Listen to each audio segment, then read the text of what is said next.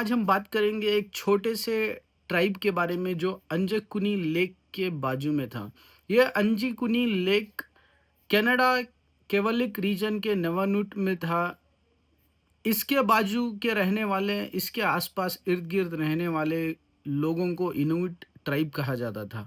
अब ये ट्राइब वाले अचानक से एक रात ऐसा गायब हो जाते हैं कि आज तक ये लोग कहाँ गए, ये आज तक किसी को पता नहीं चला। ये एक अनसुलझी कहानी पूरे इतिहास में आज तक के बनकर रह गई।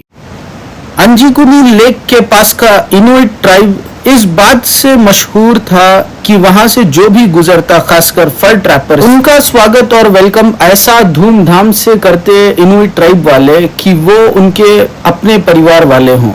मगर 1930 में एक ऐसी बर्फभारी रात आई जिसके बाद पूरी दुनिया आज तक इस अंजीकुनी लेक के बारे में बात करती है। उस रात जो नाम का एक फर ट्रैपर इस अंजीकुनी लेक से गुजरता हुआ इनुइट ट्राइब से होकर शिकार पर जाने वाला था। उस रात बहुत जोर की बर्फबारी होने की वजह से ठंड उसकी हड्डियों के अंदर तक जा रही थी। उसके पैर ऑलमोस्ट घुटनों तक बर्फ में डूबे हुए थे। बहुत ही ज्यादा बर्फबारी होने की वजह से वो अपना चेहरा कवर किया हुआ था। अगर इसकी जगह कोई और आदमी होता दोस्तों, तो शायद थक हार कर इस बर्फबारी में डर के मारे चिल्ला उठता। मगर ये जो लबेल्ले एक एक्सपीरियंस्ड फर ट्रैपर था जो उस बर्फबारी में भी वो फॉरेस्ट क्रॉस कर गया और अब ये नॉर्थ ऑफ कनाडा को जाने वाला था, जहां पर छोटे छोटे ट्राइब्स बनाए हुए थे अंजीकुनी लेक के आसपास, जिसमें से एक ट्राइब था इनुइट ट्राइब। बहुत दिनों से ये फर ट्रैपर जो कुछ खाया नहीं था और ना ठीक से सोया था, अब इसको एक अच्छी चैन की नींद और गर्मा गर्म खाना चाहिए था, जो कि इसको इनुइट ट्राइब से मिलने वाला था हर बार की तरह।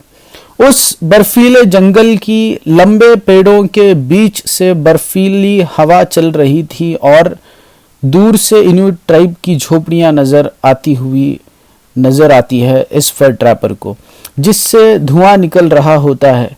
जो अब उस ट्राइब के पास पहुंचता है, अब हवा थोड़ी शांत हो जाती है, बर्फबारी थोड़ी थम जाती है, जो अब अपना चलना तेज कर देता है ताकि वो इनुइट ट्राइब के पास जल्दी पहुंच जाए।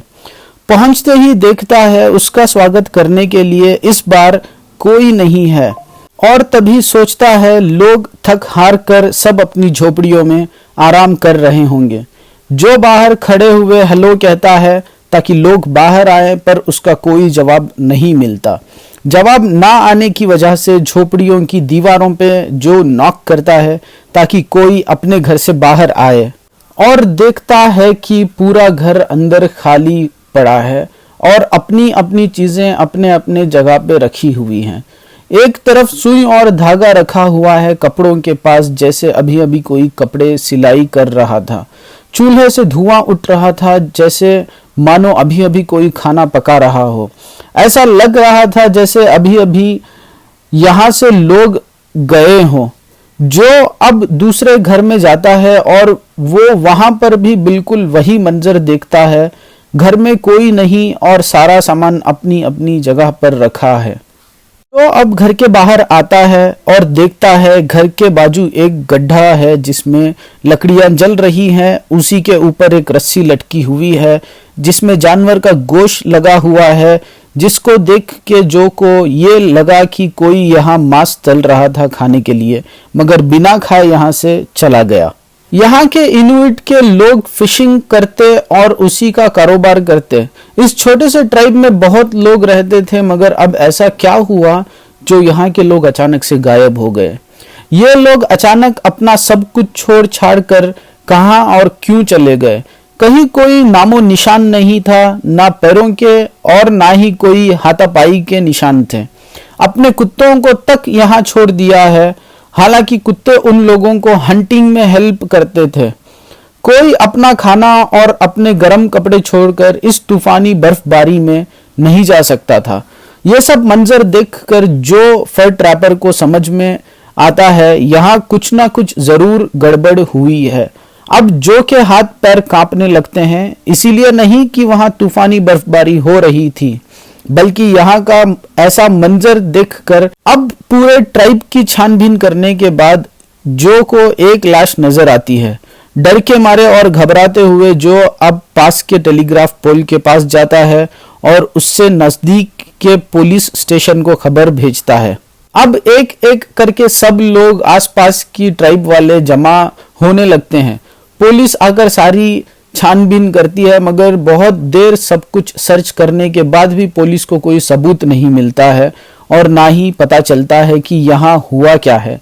गांव के पास एक बरियल साइट नजर आती है जिसके आसपास पत्थर होते हैं, जिसको देख के लगता है अभी अभी किसी ने किसी को दफनाया हो, मगर उन पत्थरों को देख के ये लगता है कि ये किसी जानवर का काम नहीं है, क्योंकि अगर किसी जानवर ने लोगों को मारा होता तो ये पत्थर सब बिखरे होते।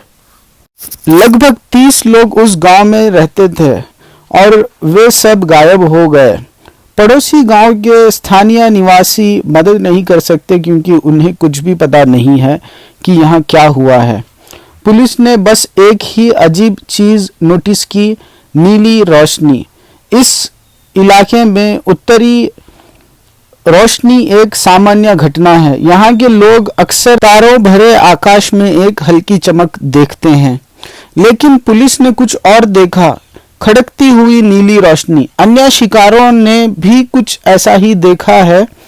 वे कहते हैं कि आकाश में कुछ अजीब चीजें उड़ रही थी।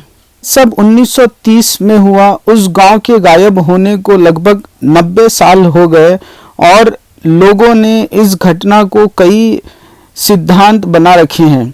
सबसे लोकप्रिय सिद्धांत यह है कि यह किसी पृथ्वी के बाहर की एलियन का हमला था।